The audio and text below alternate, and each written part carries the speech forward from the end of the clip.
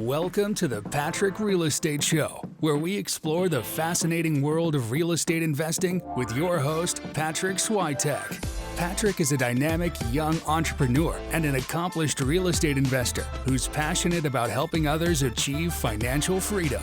Each week, we sit down with some of the most inspiring individuals in the real estate industry and delve into their personal journeys, lessons learned, and secrets to their success.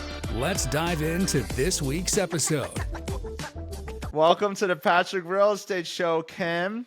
For the listeners, Kim specializes in large group travel for short-term rentals. She's a fellow hospitable host along with me. So we co-authored a book together on our stories being hospitable hosts. And Kim's just very involved in the short-term rental industry. I've literally bumped into her multiple times, even online, everywhere.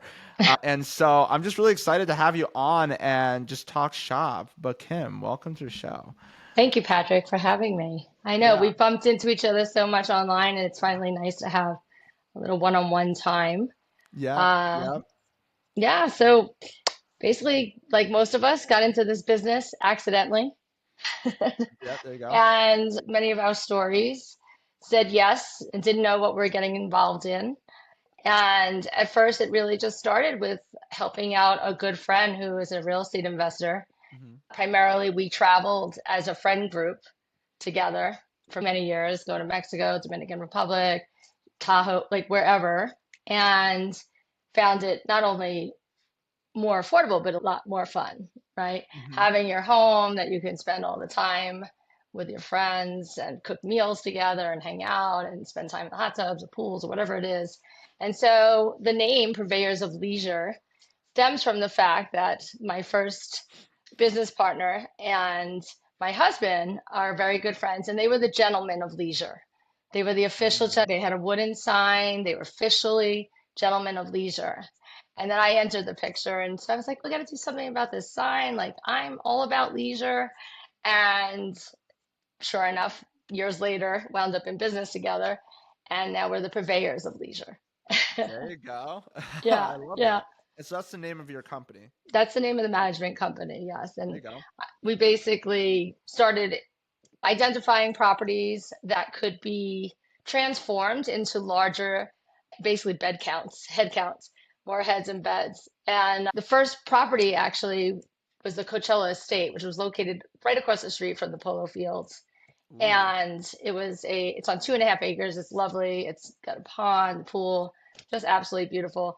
And most builders don't build 10-bedroom houses. If they do, they're 20,000 square feet, right? It's like some obnoxious type of estate, right? Mm-hmm. But what we found was we could buy a 5,000 square foot home on a beautiful property. And we didn't need, obviously, a master suite for a weekend that took up 1/3 of the house. And so we started really moving walls, making one bathroom into two. And that's been the business model for 7-8 years now. And So you guys it's buy been these fun. assets, but you guys manage as well. But you guys Yeah. are this first asset, did you buy that one or was it a management? So we first bought it, and Okay. the primary focus, we had no desire to manage, but we had, as some other people have, put it in the hands of a very well-known, renowned vacation rental property management company that truly were failing. They were slow to move to Airbnb, to Vrbo, definitely not on any kind of tech, the kind of things that we wanted to do, considering we were going to be, I lived in San Diego and Encinitas, and the main owner investor lives up north near Tahoe. Like, we're nowhere near this property. And so we started to realize that they were so late in the game as far as adopting Airbnb and Vrbo as marketing tools. And so we said to them, hey, let's do a hybrid deal. We'll go ahead, we'll put our stuff we'll list the property. And at this point, I think we're up to 3 properties, again, increasing bed count and bathroom count. And different styles, Mediterranean, mid-century, the typical Palm Springs stuff. And within, I think, 6 months, it was clear that there was no reason for them. We could have our own company. And that's what we did. And Yeah, so when it was Purvey's born. Leisure proper has been in business for over 7 years and has not looked back. And Well, it's I been want to ask wonderful. you this. This was what's. I'm sorry to stop your flow of No your story, problem. but I love it. I'm just curious. I think people are very intimidated to even self-manage remotely, especially at the start and when there was before these tools were around. And you were in San Diego, and this is a property that was in the Coachella Valley. Right. So that's around, for the people that don't know, that's around 2.5 hours, 3 hours ish. Correct. Now, what made you have the courage to decide to host not only before there was all the property management software, not only remotely, not only in this space that not a lot of people knew about, and also let's tack on 10 bedrooms and 20, 30 people to the mix. Right. What was the thinking there? Are you just crazy or? Maybe partially. Looking back, partially. When I think Love back it. to how the phone was attached to my hand Hmm. and customer service was around the clock, and then security, I had to have a security company that I could call in case there were, when you host on average 20 people, because one of our Hmm. properties has 26. And all of our homes right now are 6 bedrooms and up and primarily host around 18, 20 people on the regular. So any one weekend, we could be hosting 700 people. It was what it felt like, but it wasn't. It was literally the kind of thing where we realized that this is where actually the money was. This is what Mm, you learn in business is you go where people don't want to. right. And we weren't afraid. I used to own an event production business, worked in music festivals for many years, used to a huge party, it was Yeah. like, bring it, we got this. And I think ultimately having the flexibility to uh, be early adopters to every whatever the program it was, whatever property management, always involved in beta testing something and quick to move on tech. We've ramped up stuff and then taken it back. We've bought stuff. I'm very involved in the design process and project management piece. And that in itself, getting an 8 bedroom house ready that was once a 4 bedroom, you have obviously the renovation, but then you have furnishing it, right? So like really getting good at that in spreadsheets and just like being able to Mhm. share that information. So I think once we realized no one wanted to do large group travel and we love to travel in large groups, it was just perfect. It was literally just synchronistic.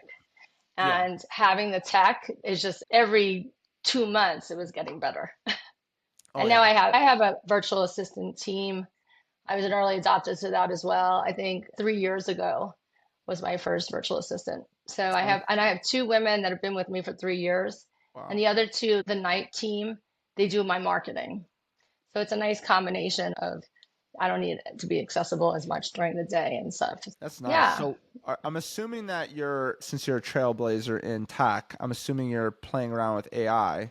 Yes, Yes, there you yes. go. I know. I just actually came back from a conference, an AI assisted entrepreneur conference Mhm. in Scottsdale, North Scottsdale. Mm. And I am going to be certified in some AI stuff. So I'm Ooh, excited. that should be exciting. Yeah, I know. I'm excited. I I'm like, woo, like a little kid. Yeah, and you're continuously learning. I think that's a really important aspect of any business, not just management. I love That's it. kudos to that. Yeah. Large group, right? I went off on a tangent with you, but let's bring it back. So you got this first property, right? And let's obviously I'm assuming there's challenges with it, which we can talk about later, but where did you go from there? How did you get your second one, third one, fourth one? I'm assuming it takes a lot of capital to take down these big deals. Yeah, there were, but there was some really just good diamonds in the rough. Recognizing the layout of a home. I think our ability to identify a property that could be transformed easily, recognizing, oh wait, that wall, like knocking on walls as you're going through with the realtor, Oh yeah. like recognizing what walls could come down, no problem, what you could. So we got really good at that. And John DeMaio is my business partner and dear friend and main investor in what we've been doing from the beginning. And we just loved it. Everything from basically the Amazon bomb that Yep. happens, right? When everything comes. And I think in the beginning we were so hands-on. We were having so much fun. We were a combination of also using sourcing from consignment shops throughout Coachella Valley. There's so much beautiful furniture and art, and we just knew how to mix new things with older things, or new things with something cool, like that one focal piece when you walked in. The pool, obviously, the entertainment areas. I think the key with large group travel is you have to think about how, and this comes from my years of working in event production, you think about how people move through their Mm, weekends. So you can't have a home that sleeps 16 people and have a dining table for 10. Doesn't make yep. sense, right? So you have Yep. to start thinking through, okay, I'm going to have a table that goes to 20. And then outside, same thing, the outdoor gathering place, as well as the lounge chairs and chairs. Don't skimp on that. If you're going to do large group Yeah. travel, think through what is the experience in the kitchen, have every tool possible, because sometimes there's a great chef in the group that can't wait to share what they know, and share their love really of Yeah. cooking. So I think that was something that I we just were moving fast, maybe a little too fast at times. I think the slowdown a little bit with COVID, obviously, but what that did to our business was increase everything, revenue and nerves and everything else, Yeah. with the amount of people that were coming through. People were chomping at the bit to get out of their houses and gather. And that's really when some of the tech really helped a lot, right? We had minutes. We were the first to really use, like early on, use the decibel readers, Stay-Fi.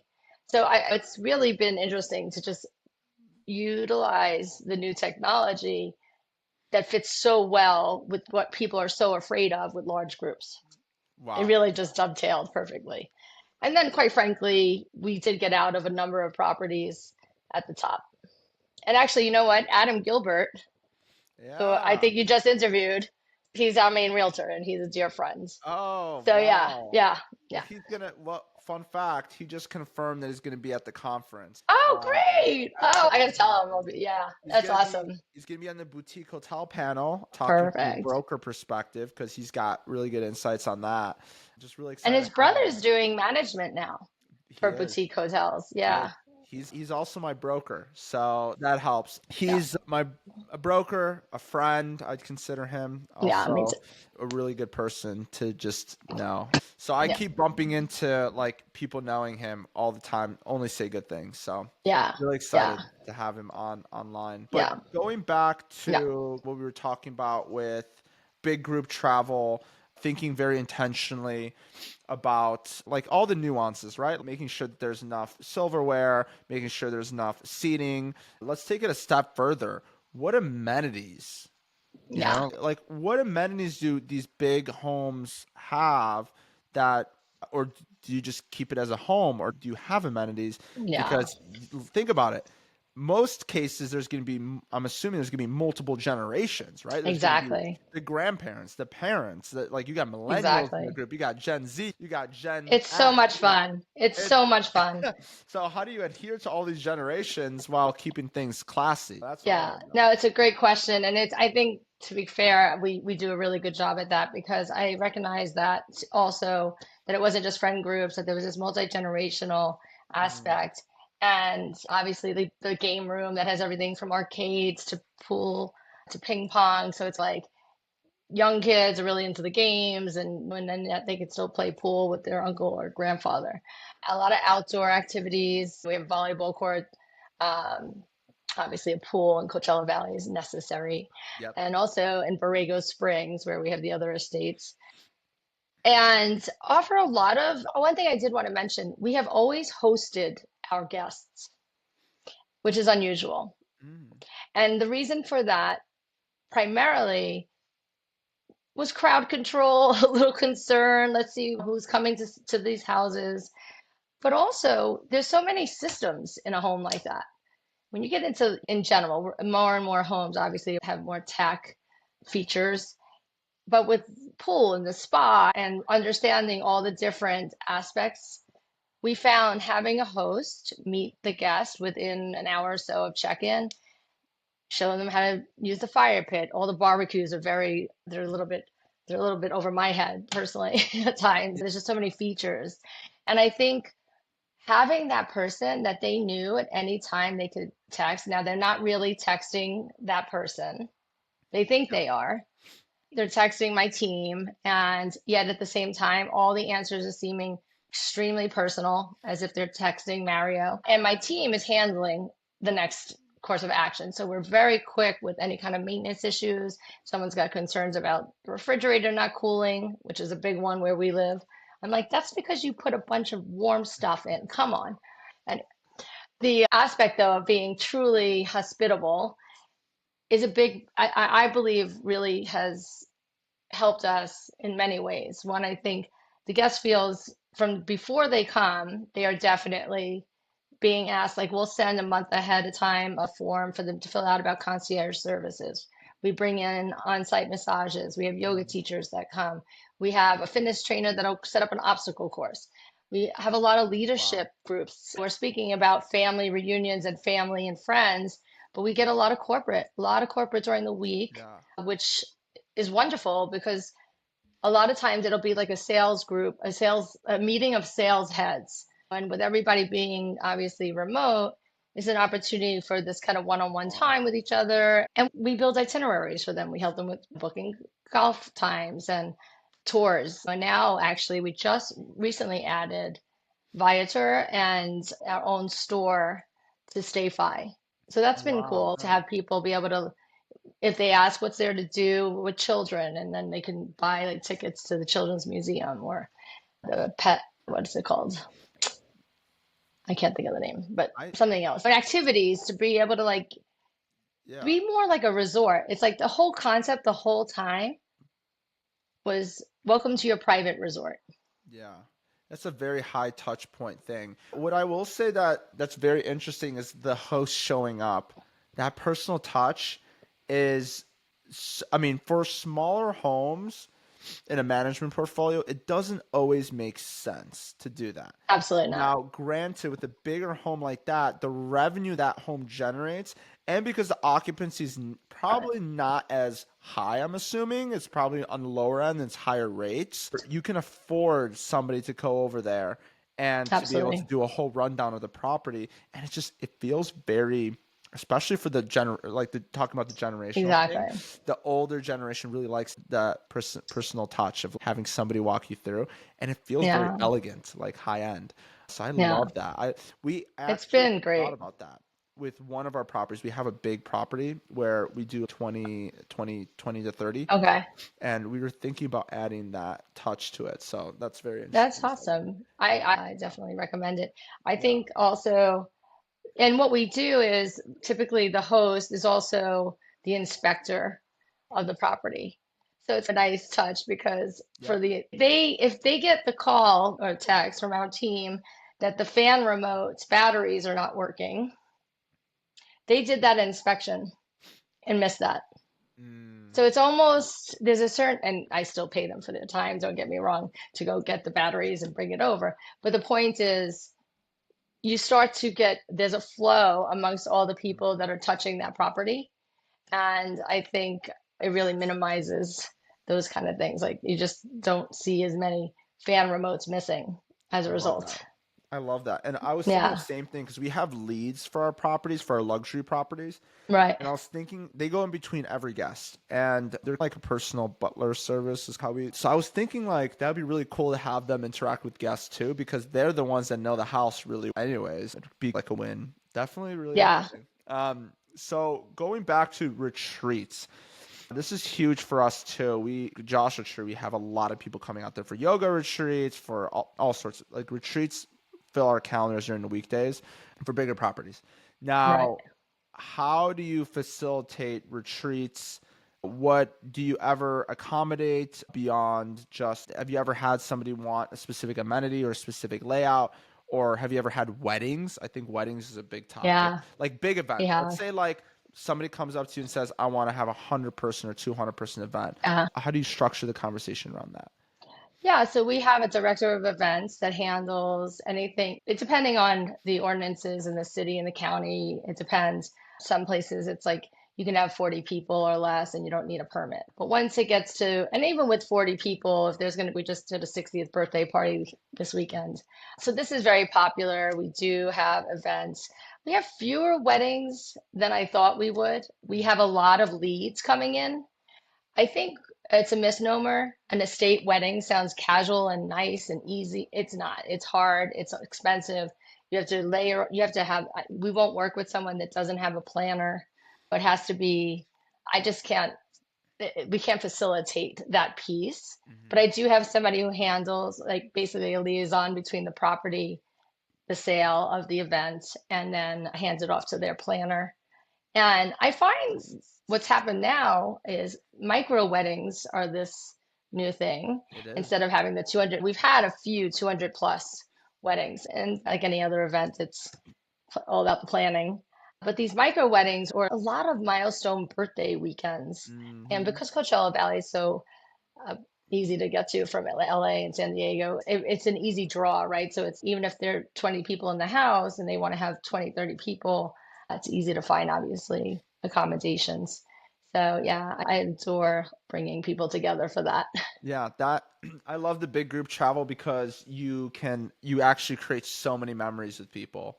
Right. Versus a smaller home, you really don't have that many people going. With a bigger home, there's Hmm. gonna be that. Now, do you do any insurance? What are the requirements for some people to book? I'm That's a curious, good like event question. insurance or Yeah. like photo shoots for like corporate or something like that. Yeah. So we have done a few like where they'll rent the property itself for a photo shoot kind of thing, and we'll ask for additional insured, put them on our insurance. We put ourselves on their insurance. Special events, though, we will have them take out a policy, and it's just typically every insurance. If you have home insurance, you can ask your home insurance Hmm. broker about it, and it literally is just for that event. Yeah. It covers the period of time, and I find it's another one of those, it's like being a gatekeeper of the information. You're like, this is part of, if you want to have an event here, these are our standards. And it shows the responsibility involved with that. Because let's face it, how ordinances can be and regulations. And the last thing we want to do is really upset our neighbors. So Right. we really are very careful about that and very clear about sound ordinances and so on. And yeah, it's actually, once you get the right, I think it's like anything else, it's the right fit, right? It's like the guest, your avatar and your space has to when they're the right fit, it's easy. You're providing what they want and they're paying you what you want and everyone's happy. So Yeah. I think, yeah. But there's a little more work involved, but then again, there's also a nice size fee as well. Yeah, of course. Yeah. I know there's definitely been some times where corporate retreats have asked us or corporations have wanted to shoot at our properties and we have to have those fees structures in place. Absolutely. So Yeah. with bigger events as well, let's talk about what are some of the precautions safety wise to maintaining the house. This is a big house. How do you maintain a house like that? Because yes, people are like, would I rather have 10 small houses or one big house? And people always say, I want one big house. But with one big house, you still have to maintain it as if you had 10 little houses because it's just that much more Yeah. space. So how do you maintain a big house like that? And what measures do you put in place? Yeah. So I think as I was mentioning before about the inspection and the hose, we also have upon checkout someone doing an inspection. I feel like the key is speed with these things, right? In other words, if your home had to sit for 2 days without someone going through and looking around and making sure everything's seemingly good, and the housekeepers weren't coming for 2 days, you may not find a leak, or you may not find the dishwasher's not working, all these little things that add up. And I think because I have someone going in every checkout, Hmm. doing an inspection, reporting back, setting up tickets for me. We used to use Breezeway. Now we're using through Guesty. They have a task system. Anyway, point is that we are reporting and fixing regularly. There's not a checkout that there's not three more things found. So I think that is probably an underestimated amount. it has to be factored in. You're going to your maintenance is going to cost a lot more on an estate size property, 2-acre property, just your landscaping alone, right? At the same time, we're also charging generously. Yeah, premium. And the thing is too, is where are you going to go with your 18 people? You're not going to all rent hotel rooms. It's not feasible and it's not that much fun. Yeah. At some point, it's just not that much fun, right? Like we can meet in the restaurant, we can meet at the pool, we can have lunch, but at some point when you just want to chill with your friends or your family or even your colleagues, it feels too formal in a hotel. Agreed. And it's public. And I think that'll change. I do think that'll change. And that kind of leads me to what we're getting into next. Hotels. Let's talk about it. Why not? Natural progression. So transitioning to hotels, boutique hotels that you're doing right now, I think there's a really big opportunity to be able to do big group travel with a whole hotel buyout. I want to know how your experience in large travel for groups, how that translates into hotels and what you're doing right now. Yeah, great question. It was a natural progression. It really was. I think looking at the fact that so many people are coming to us as the large group travel experts, and you don't have enough. A lot of people come to us and say, we don't mind being on air mattresses. I said, my septic system may disagree, right? Yeah. So there was an aspect of having this reputation and becoming more and more known, being in the industry for about 9 years, and recognizing, wait a minute, there's this kind of like little unknown spot in this commercial part here where, most motels are owned by boomers, and let's face it, they may have even purchased that as an investment and a retirement plan, and then realized they were ready to go and ready to do something else and maybe just retire completely. And we just started seeing great value out there. And I'm like, oh, so this is like running 2 of my homes instead. And so right now I'm sitting in the Fainting Couch, which is in Cobb Mountain, just recently redesigned, renovated from top to bottom. And it's an 18-unit, 3-building property. And like most motels, it has a 2-bedroom, 2-bathroom operator-owner home, which we've just renovated, and it has a commercial kitchen in it. There's no front desk. This will be a contactless, actually opposite of our vacation rental management, where we have hosts meeting everyone. This will be contactless. And the thought here was that, yes, it'll be nice to have your ability to use your phone number to go in and out of your room. So it'll be very high tech, using links and with cloud beds and Whistle. And at the same time, you could also rent out the whole place with a pool, and the house upstairs one room will be for estheticians and massage therapists. We have another room that's outfitted for like staff, whether you have your own chef or whatnot. And so the goal was you could rent out this whole place, include the home, and we will offer private chef services, catering, and obviously like those other amenities I mentioned. And hopefully people will recognize it as, wait, I can rent out my own resort. Yeah. And I think it's just a sweet spot. I think it's a really nice sweet spot. We've elevated the experience. We brought in, I can't wait to show before and afters once I do the reveal. And I think really elevating the brand, changing the nature of a motel to something a little bit more interesting, and then really involving the local community. I just met with a woman earlier today who's going to be working with us, and one of her many interests, not only is she a guitar player and singer, and she'll probably do some poolside singing on Sundays, she also is an amazing hiker and is willing to do guided hikes about the area and to teach you about the different flowers and the different flora and fauna, the whole thing. And she's so excited, and I'm thinking, you want to get out of San Francisco, you want to get out of Sacramento, these are big cities, you don't want to go very far, it's 2 hours. Napa is pretty busy, and this is a little quieter, and you can really get back to nature. At the same time, you could also come with 40 of your closest friends and family and enjoy one another and have the whole place to yourself. So I'm excited about it. I think we have also been managing, new to us, first ever publicly rentable, I guess is the word, is like Camp Silver Spur, which is located about 45 minutes outside of Yosemite. And so we've watched how that has evolved. We have opened it up to the public. We have shut it down to the public. We are now doing weddings there, small festivals, music festivals and art festivals. And that particular property has a commercial kitchen and can accommodate hundreds and hundreds of people, 1,000-person event space. And so that's a whole nother ball of wax. But this concept, we're seeing people's excitement around it because it's not going to a top name brand chain, right? And then there's this weird middle ground that it's, you're going to get a nice bed and it's going to be clean, but you're not going to rent the whole place because it's 70 rooms, right?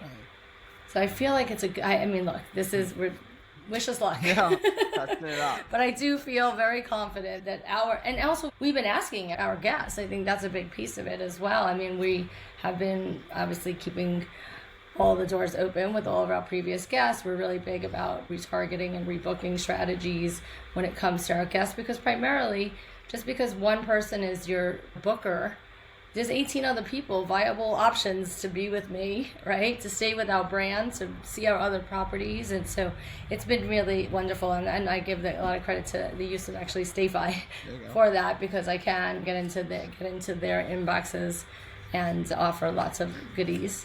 But yeah, so I'm excited. I'm just ready to go. Yeah. The signs are going up, which I imagine will be the first.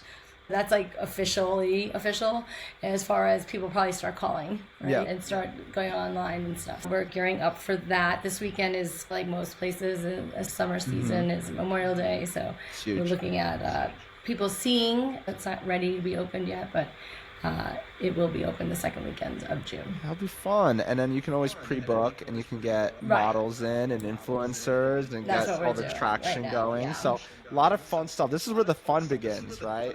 All the setup is tough and nobody sees the setup. Everyone only sees the front side. So the 3,000 pounds of laundry that I have to facilitate. Exactly. Right?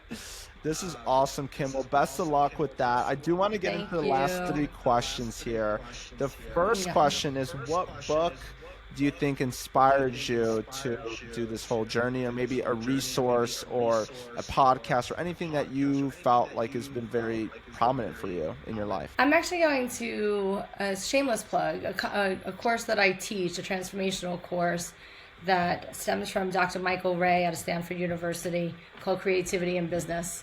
And the course really helps. It's using mindfulness and journaling and meditation techniques to help you understand your why and get clear on that. And I think for me, it was saying yes to the adventure of, do I know what I'm doing? No. Now, yes. At the time, I was very motivated. I was in an open place in my life at the time, about 9-10 years ago, and I just said yes. And I think that's just a good reminder for people that, on the other side of yes, who knows, you could be running multiple businesses. That's awesome. Yeah. I love that. And I'm a big proponent. Yeah, so Creativity in Business, Dr. Michael Ray. Amazing. Cool. And then let's say I have a special question for every guest. So for you, I want to talk about, let's say an opportunity fell in your lap to take on a really big mansion. Let's say this is like a 20 room to 30 room, like big conglomerate. Where would you want it, and what would it look like if you could have it anywhere in the world? South of France. Oh, there you go. I love that. Yeah, I think that's where I'm heading. I've always had a desire to live in France and live in Europe in general. I'm also looking in Central America as well. And I think I'm very interested in living abroad, and I think I could take these skills and bring those over there. There you go. So right now I'll say South of France. Perfect. That's awesome. And then last question, what does the future for Kim look like other than the boutique hotel? Obviously, that is probably the first thing on your radar, but is there anything else that you're really excited about that you're working on? Yeah, I am. I think I had started to mention it to you. I am going to be certified in AI, assisting entrepreneurs with business solutions. Using AI and technology in all its formats. It'll take about a year for me to get there. Obviously, I could be working alongside while I'm learning. But I'm really excited about AI and how it can really obviously assist us in ways that really do the heavy lifting of the mechanics of what we do and allow us to truly come into our own and continually work on the parts of us and the parts that excite us and bring our creativity to the surface and your why out, rather than wondering about that workflow that you forgot to press go on, or all the things that happen when you're wearing so many hats. So I'm really excited about that. I'm also hoping to move back into transformational coaching, and maybe with a little bit of a spin, working with so many people in the hospitality industry. Amazing. That's great. I'm going to be following you on that. But for other people that want to follow you or reach out to you about anything that you talked about today, how can they reach you? I think the best way is my link tree, and that's at Purveyors of Leisure. And it's really hard to spell, and it's something that I really didn't think about when I took on the domain, because I spell it all the time. And Purveyors is a hard word because most people don't know it. We'll put it in the bio. P-U-R-V as in Victor, E-Y-O-R-S, and of leisure. And leisure is also one of those difficult English words, L-E-I-S-U-R-E.